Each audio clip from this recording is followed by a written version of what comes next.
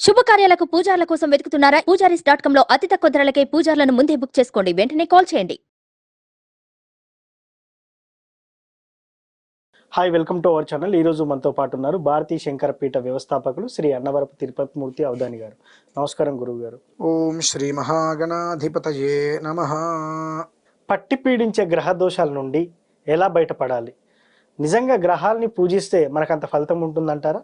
గ్రహాలు పట్టి పీడిస్తాయా అంటే అసలు గ్రహం అంటే ఏంటి? ఎన్ని గ్రహాలు ఉన్నాయి తెలుసా? అసలు మనకు తెలిసింది గ్రహాలు అంటే 9, కానీ ఎన్ని గ్రహాలు ఉన్నాయి తెలుసా? నీచ గ్రహాలు, చండార గ్రహాలు, తుచ్చ గ్రహాలు, అంగగ్రహాలు, భావగ్రహాలు, భూతాది గ్రహాలు, ఇవన్నీ ఎన్ని రకాల గ్రహాలు ఉన్నాయి ఎవరికి తెలుసండి? ఇప్పుడు గ్రహపీడ మనకు ఉంటుంది. అయితే ప్రతిదానికి నవగ్రహాలే పీడిస్తున్నాయని అనుకోవటం అపోహ. ప్రతినిత్యము శుక్రాంగారగ బుధ బృహస్పతి శనైశ్చర రాహుకేతు సోమ సహిత ఆదిత్యాది దేవతాయై నమః, లేదా అందరికీ తెలిసిందే ఆదిత్యాయ చ సోమాయ మంగళాయ బుధాయ చ గురు శుక్ర శనిభ్యశ్చరాహవే కేతవే నమః అని నామస్మరణ చేసుకునేటువంటి వాళ్ళని ఏ ఒక్క గ్రహము కూడా పీడించదు. ఈ శ్లోకంలో అందరూ ఉంటారు కదండి, అందరినీ చదవండి. గ్రహ ప్రభావం మీ మీద నెగిటివ్గా ఉండదు. నెగిటివ్గా ఉండేటువంటివి గ్రహేతరాలు చాలా ఉన్నాయండి. అంగగ్రహాలు, తుచ్చగ్రహాలు, భూతగ్రహాలు ఇవన్నీ కూడా చాలా విశేషంగా ఉన్నాయి. కొంతమందిని మనం చూస్తాం చాలా యాక్టివ్గా ఉంటారు, అటువంటి మనిషి సడన్గా వీక్ అయిపోతుంటారు, నీరసంగా అయిపోతుంటాడు. అసలు ఎందుకు అవుతున్నాడు అనేటువంటి విషయం మనం గమనించుకోవాలి. అవుతున్నాడు కాబట్టి దానికి ఏంటి గ్రహం అంగారకుడు నీచంగా ఉన్నాడా, బుధుడు నీచంగా ఉన్నాడా, కేతు, ఇవన్నీ కాదు కావాల్సింది. అసలు ఎందుకు అయ్యాడు, అదొక గ్రహం పట్టి పీడిస్తుంది. కొంతమంది ఉన్నట్టుండి ఏడుస్తూ ఉంటారు. రోదన గ్రహం, పీడిత గ్రహం, పాపగ్రహం, తుచ్చగ్రహం. కొంతమంది ఎంత డబ్బు ఉన్నప్పటికీ కూడా చాలా పీనాస్తరంగా ఉంటుంటారు. కొంతమంది డబ్బు లేకపోయినా చాలా గొప్పతనంగా ఉంటుంటారు. ఇవన్నీ కూడా అనేక రకములైనటువంటి గ్రహ ప్రభావాలండి. మనకు గ్రహము అంటే ఇప్పుడు నన్ను చాలామంది చాలా రకాలుగా అంటారేమో, అనేక రకములైనటువంటి గ్రహములు ఉన్నాయి. మనకు తెలిసింది 9 కాబట్టి ఈ 9 గ్రహాలు 10వ గ్రహం లేదు అని చెప్పి ఈ మధ్యకాలంలో జామాత దశమ గ్రహం చెప్పి పల్లుడు 10వ గ్రహంగా భావించుకుంటూ వస్తున్నారు. అది వేరే విషయం. మనకు తెలిసి 9 కాబట్టి 9 తర్వాత ఇక గ్రహాలు లేవు అనేటువంటిది. కానీ మన చుట్టూత కొన్ని వందల సంఖ్యలో గ్రహాలు సంచరిస్తూ ఉంటాయండి. గణములు, గ్రహములు అనేటువంటివి చాలా ఉన్నాయి. వాటి పేర్లు కూడా నేను మీకు ఒకటి చెప్తా. ఇప్పుడు మహానుభావుడు ఆయన సామవేదం షణ్ముఖ శర్మ గారు, ఆయనది నేను ఒక వీడియో లింక్ పంపిస్తా, అది వినమనండి. అంటే గ్రహాలు ఉన్నాయా లేవా, అసలు ఏంటి, 9 గ్రహాలే కదా, అంతకుముందు ఏమున్నాయి అని ఆలోచించేటువంటి అజ్ఞాన సంపన్నులు ఎవరైతే ఉంటారో నేను వాళ్ళందరికీ మీకు ఆ లింక్ కూడా నేను ఇస్తా. మరి గుడి బయట ఉండేటువంటి గ్రహాలకి అంత ప్రాముఖ్యత ఎందుకు ఉన్నప్పుడు పుట్టంగానే జాతకం ఎందుకు చూపించుకుంటున్నావు? అవి ఆ ప్రాముఖ్యత దాందే కదండి. నీకు వాళ్ళ అనుగ్రహం లేకపోతే వాళ్ళని దాటి లోపలికి రాలేం కదా.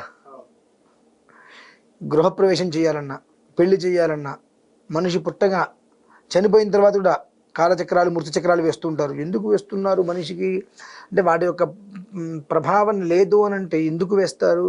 ఇవాళ ఏదో సైన్స్ లాంటిది వచ్చి గ్రహాలు లేవు అంటున్నారు.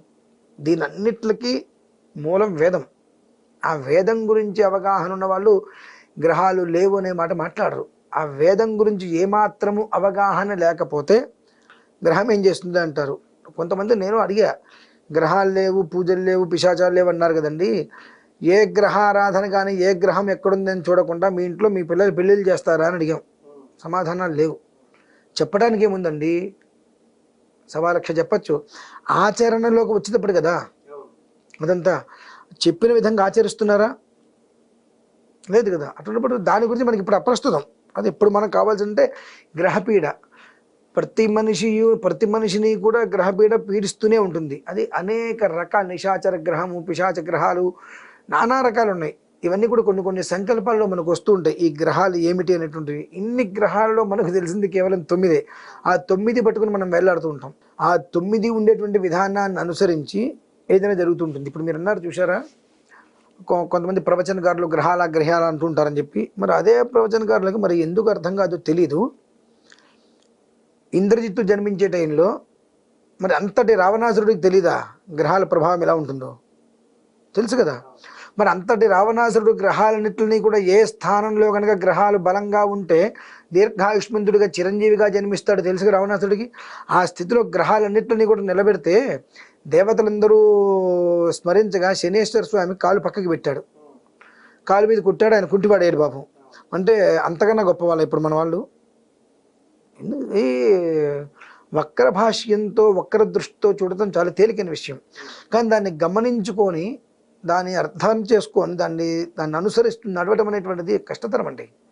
ఒక మనిషిని మనం వేలెత్తి చూపిస్తాం, ఆ మనిషిలాగా మనం జీవించగలమా? ఇప్పుడు నన్ను అన్నారు అనుకుందాం కాసేపు, నన్ను ఎవరో అన్నారు, నేను బాధపడచ్చు, కానీ ఒక 20 రోజుల పాటు నేను బ్రతికినట్టుగా బ్రతకగలరా? కష్టం అది. అందుకనే అంటారు ఎప్పుడూ కూడా నోరు పారేసుకోవద్దని అంటూ ఉంటారు. అందుకని ఈ గ్రహ ప్రభావం అది కూడా ఒక ప్రభావమేనండి. అంటే ఒక మనిషి మీద నువ్వు నోరు పారేసుకున్నావు, నేను పుణ్యం చేసుకున్నాండి, నాకు ఎలాంటి పాపము లేదు, నేను పునీతుని, వాడు మాత్రం మెధవ, వాడు పాపాలు చేశాడు అంటాడు. నోరు పారేసుకున్నాక అయిపోయిందిగా, వాడి పాపం మొత్తం నీకు వచ్చేసిందిగా. అంటే అదే గ్రహ ప్రభావం ప్రతి మనిషికి ఉంటుంది. కానీ ఈ గ్రహ పీడ అయితే ఇటువంటి గ్రహాలన్నీ కూడా ఎవరిని పీడ్చకుండా ఉంటాయి, ఎవరిని పీడ్చకుండా ఉంటాయి. గ్రహ పీడన లేకుండా ఉండాలంటే ఏం చేయాలి? సుబ్రహ్మణ్యేశ్వర ఆరాధన. కేవలం ఆయనకి సేనాధిపతి అని ఉంది కదా, అంటే ఈ గ్రహాలు కావచ్చు ఎవరైనప్పటికీ కూడా అన్నిట్లకి కూడా ఆయనే అధిపతి, ఆయన ఏం చెప్తే చేయాల్సిందేగా. కాబట్టి సుబ్రహ్మణ్యేశ్వర స్వామి వారిని ఎవరైతే యథావిధిగా అర్చించుకుంటూ రోజు ఆరాధన చేసుకుంటూ ఉంటారో వారిని ఎలాంటి గ్రహము కూడా ఏమీ చెయ్యలేదు. ఇందాక మీకు చెప్పేగా ఆయన లింకు పంపిస్తా. నిజంగా కొన్ని లక్షల మందికి ఆయన ఆరాధ్యుడు. సామవేదం షణ్ముఖ శర్మ గారు. సహజంగా నేను ఆయన ఎక్కువ చూస్తుంటాను. ఆయనవి చూసిన తర్వాత నన్ను నేను మార్చుకొని నన్ను నేను తెలుసుకోవడం చాలా తెలిసా. ఎందుకంటే మనకి ఎంత వచ్చాను కాదు, ఎంత వచ్చినా నిత్యం విద్యార్థినమే.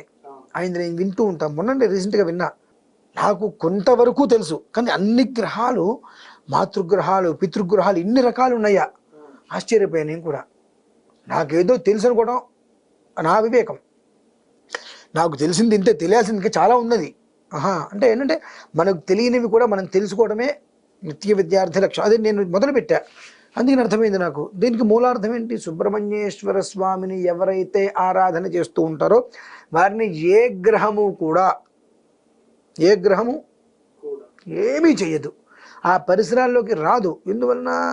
సుబ్రహ్మణ్యేశ్వర స్వామి వచ్చి నిలబడతాడు అడ్డంగా. ఆయన ఉన్న పరిధిలోకి ఇప్పుడు ఎవరిదాకా దేనికండి, మనకు చాలా బలం ఉంటుంది అంటాం, మహా విశేషమైనటువంటి ప్రేరణ మనకు కలిగింది, బలం ఉంది అంటాం. ఒక పాడుబడ్డ ఇల్లు ప్రసన్న, అక్కడ 2-3 పాములు ఉంటే ఎవరైనా వెళ్తారా? ఎట్టుంచి ఒక భయం. అంటే ప్రతి ఒక్క గ్రహానికి ఆ భయం ఉంటుందండి. కాబట్టి సుబ్రహ్మణ్యేశ్వర స్వామి వారి ఆరాధన ఎవరైతే అనునిత్యము కూడా చేసుకుంటూ ఉంటారో వారిని ఎలాంటి గ్రహ పీడలు కూడా ఏమీ చేయలేవు. ఖచ్చితంగా కూడా శుక్లపక్షంలో చంద్రుని వలె వాళ్ళు దినదిన ప్రవర్ధమానం చెందటమే మినహాయిస్తే వాళ్ళ జోలికి ఎలాంటి వ్యాధులు కూడా రావు. ఖచ్చితంగా ఆరాధన చేయటమే ప్రాముఖ్యత. ఎట్లాంటి గ్రహ పీడలు కూడా వాళ్ళ జోలికి ఖచ్చితంగా రావండి. చూశారు కదా, ఇది వాటి కార్యక్రమం. మరో కార్యక్రమంలో మళ్ళీ కలుద్దాం. Thank you.